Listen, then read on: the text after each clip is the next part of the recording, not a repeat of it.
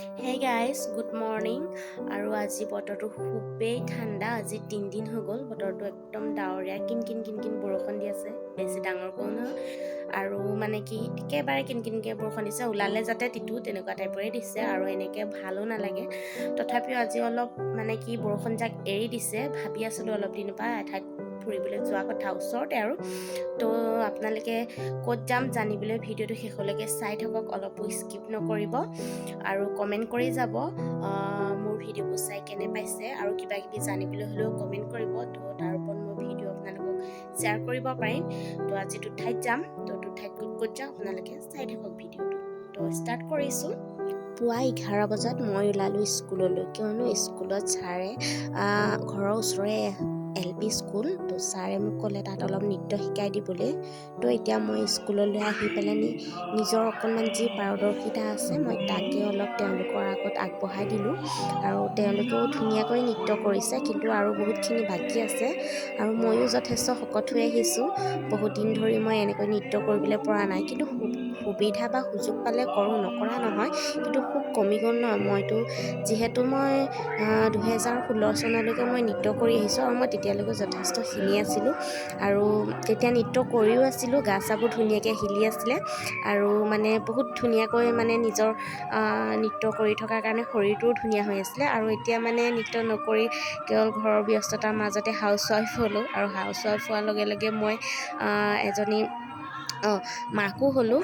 তো এতিয়া মই মানে এনেকৈ শকত হোৱাৰ কাৰণে মই অলপ নৃত্য কৰিবলৈ দিগদাৰ হৈছে। তথাপিও মই নিজৰ পাৰদৰ্শিতাটো মই আনক আগবঢ়াই দিবলৈ মই অলপো সংকোচ নকৰোঁ। গতিকে ছাৰে কোৱাৰ বাবে মই তেওঁলোকক ল'ৰা ছোৱালীখিনিক মানে অলপ আগবঢ়াই দিবলৈ চেষ্টা কৰিলোঁ। আৰু কেনেকুৱা হৈছে আপোনালোকে কমেণ্ট কৰি জনাবচোন। সম্পূৰ্ণ নৃত্যটো শিকাই হোৱা নাই, মই আজি 2-3 দিন ধৰি শিকাইছোঁহে। তো তাৰেই মই অলপ আপোনালোকক তেওঁলোকক কেনেকৈনো আগবাঢ়িছে মই আপোনালোকক দেখাবলৈ তেওঁলোকৰ নৃত্যখিনি তো চেষ্টা কৰিছোঁ।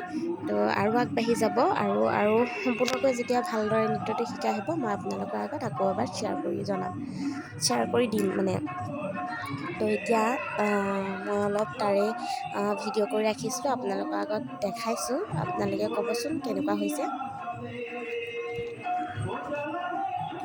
আৰু এটা কথা, আপোনালোকে চাগে ভাবে যে মই এনেকৈ স্কুললৈ আহিছোঁ, নৃত্য শিকাই আছোঁ, বা বেটা ক'ত গ'ল। বেটাকতো মই এবাৰো ঘৰত অকলে এৰি থৈ আহিব নোৱাৰোঁ, যিহেতু ঘৰখনৰ আৰু 3জন সদস্য আছে, 3জন নিজৰ কামতে ব্যস্ত থাকে, আৰু মইতো তাক ঘৰত অকলে এৰি থৈ আহিব নোৱাৰোঁ। গতিকে তাকো মই স্কুলৰ লগতে আনো, কিন্তু সি নৃত্য বা পঢ়া শুনাত খুব মানে কম মনোযোগ। তাৰ মনোযোগ অকল মানে খেলা ধূলাতহে, আৰু ময়ো তাৰ শৈশৱটো কাঢ়ি ল'ব বিচৰা নাই।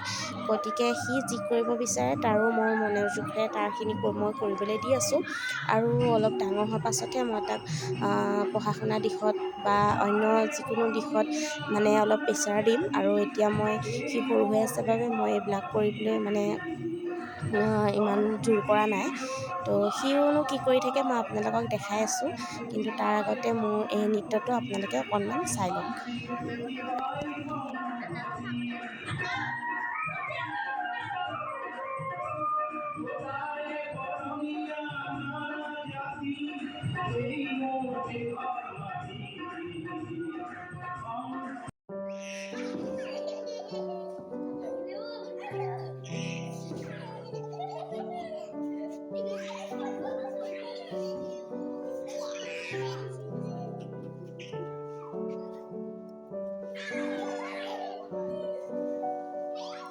এয়াই দেখিলেনে, সি আহি এতিয়া স্কুলত কি কৰিছে, অকল তাৰ দুষ্টৰ উৎপাতহে বেছি।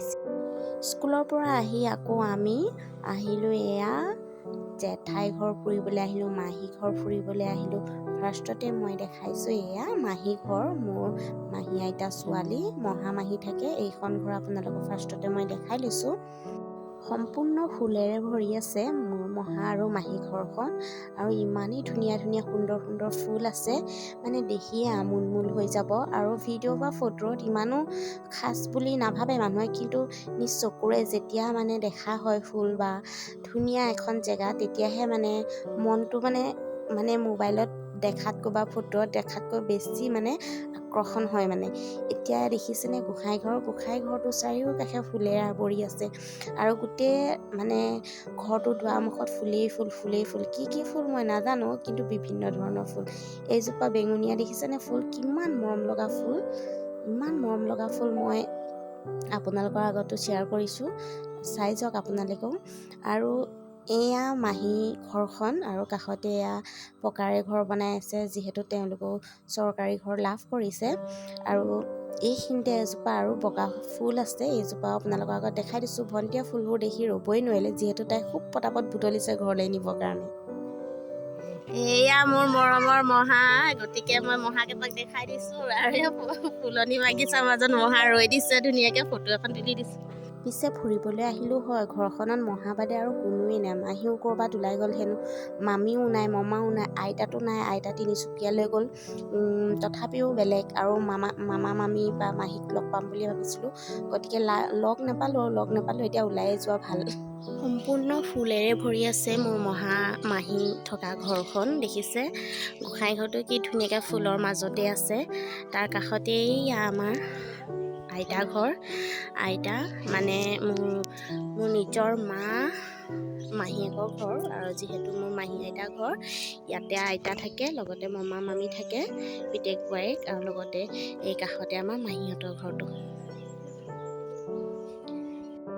কিমান সুন্দৰ পৰিৱেশৰ মাজত আছে তেওঁলোক, দেখিয়েই ভাল লাগিছে। ভোগপিয়া যেন সকলো যাব। এইবোৰ কাষতে নেপালী সম্প্ৰদায়ৰ মানুহ আছে, এখন নেপালী সম্প্ৰদায়ৰ মানুহৰ গাঁও হয়।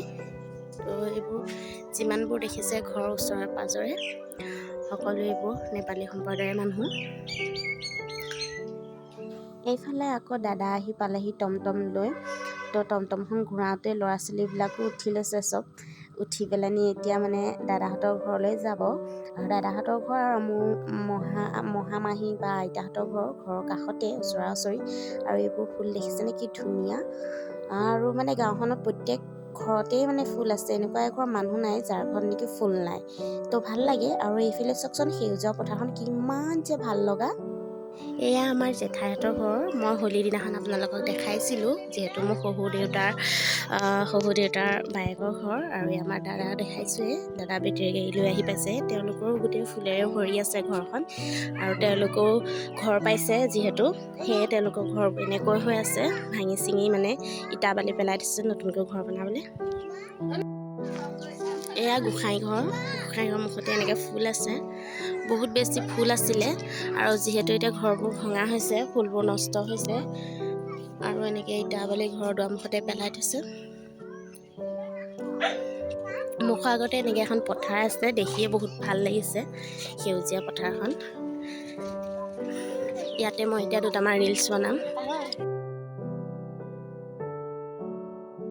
এয়া মোৰ মৰমৰ নবৌ, চিনি পাইছে চাগে, দেখাইছোঁ আগতে আৰু আজিও দেখাইছে। এয়া মহা পাছতে ৰখি আছে, তো চাই থাকক ভিডিঅ'টো আৰু কেনে পাইছে কমেণ্ট কৰি জনাই থাকিব। এইবাৰ একেবাৰে সোমালোঁ জেঠাই ঘৰৰ পাকঘৰত, যিহেতু আমাক তেওঁলোকে ভাত সাজ খাই যাবলৈ কৈছে। আৰু তেওঁলোকে অলৰেডি সকলোখিনি ভাত ভাজি দালি বনাই থোৱা আছে।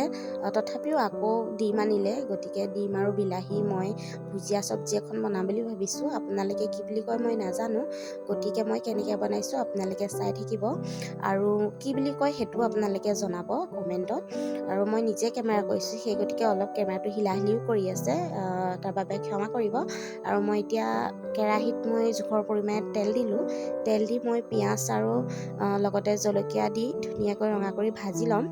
তো আপোনালোকে চাই থাকক। এয়া মই ধুনীয়াকৈ পিঁয়াজ আৰু জলকীয়াৰ লগত জলকীয়া দি পেলানি ধুনীয়াকৈ ভাজি আছোঁ। তাৰপিছত এতিয়া পিঁয়াজ পাত কেইটামান দি দিছোঁ, দি পেলানি আকৌ ধুনীয়াকৈ হিলাই পেলাই এইটো ৰঙা হোৱালৈকে মই ধুনীয়াকৈ হিলাম। তাৰপিছত মই নিমখ আৰু হালধি অকণ জোখৰ পৰিমাণে দি আকৌ হিলাইছোঁ। আৰু কেমেৰাটো মই ৰখাই লৈছোঁ, সেই গতিকে মই ভালকৈ আপোনালোকক দেখাই থাকিব পৰা নাই। তাৰপিছত মই ইয়াত এতিয়া দিম বিলাহী। এয়া মই বিলাহীখিনি দিলোঁ, বিলাহীখিনি দি আকৌ মই লৰাইছোঁ। আৰু মই কেমেৰাটো ৰখাই লৈছোঁ, সেইকাৰণে মই ভালকৈ আপোনালোকক দেখাব পৰা নাই। কৈছোঁৱে মই নিজে কেমেৰা ধৰি আছোঁ বুলি, আৰু এখন হাতে বনাই আছোঁ, আৰু এনেকৈ দিগদাৰো হয়। তো এতিয়া মই নবক কেমেৰাটো অকণমান ধৰিবলৈ দি মই আপোনালোকক দেখাই দিছোঁ। নবই মোক পাছফালৰ পৰা অকণমান কেমেৰাটো কৰি দিছে আৰু মই এনেকৈ জুইত এতিয়া বনাই আছোঁ। তাৰপিছত এইখিনি ধুনীয়াকৈ বিলাহীখিনি একেবাৰে একদম মিহি হৈ যোৱালৈকে ধুনীয়াকৈ মই গুড়া কৰি হোৱালৈকে মানে ধুনীয়াকৈ লৰাই থাকিম। আৰু মই এতিয়া নবৌৰ পৰা কেমেৰাটো লৈ এতিয়া মই আপোনালোকক ওচৰৰ পৰা দেখাইছোঁ। সেইটো ধুনীয়াকৈ মই হিলাই আছোঁ যাতে এই বস্তুখিনি একেবাৰে মিহি হৈ যায়। বিলাহী আৰু ডিমে এনেকৈ বনোৱাটো মই ৰেচিপিটো খাই খুব বেছি ভাল পাওঁ। আৰু এতিয়া মই ইয়াত ডিম ফিটি ল'লোঁ। ডিম ফিটি মই এতিয়া এনেকৈ কেৰাহীত দি দিম আৰু কেৰাহীত দি ধুনীয়াকৈ আকৌ মিক্স কৰিম। আৰু এইখিনি মানে ভালকৈ গলা নাই বস্তু, সেই গতিকে মই আৰু অলপ ভাজি আছোঁ আৰু আপোনালোকে চাই থাকিব। আৰু আপোনালোকে এনেকৈ বনাই খাই পাইছে নাই ক'ব, আৰু খাই যদি পাইছে তেতিয়াহ'লে কেনেকুৱা লাগে আপোনালোকে খাই, মানে ভাল লাগে বেয়া লাগে জনাব। এয়া মই এতিয়া ডিমখিনি মিক্স কৰি ধুনীয়াকৈ এতিয়া কেৰাহীত দি দিলোঁ। এতিয়া পূৰা হিলাই থাকিম।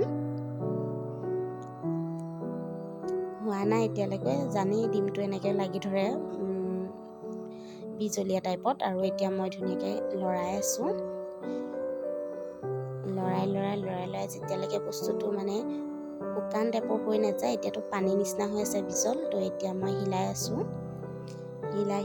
হিলাই যেতিয়া শুকান টাইপৰ হ'ব তেতিয়া বস্তুটো এটা টাইপৰ মানে ভুজিয়া আগতে হৈ যায় কাৰণে আমি কওঁ ডিমৰ ভুজিয়া চব্জি। সেই গতিকে নাজানো আপোনালোকে কি বুলি কয়, সেইকাৰণে ক'বলৈ মই অনুৰোধ কৰিছোঁ যে কমেণ্ট কৰি জনাব।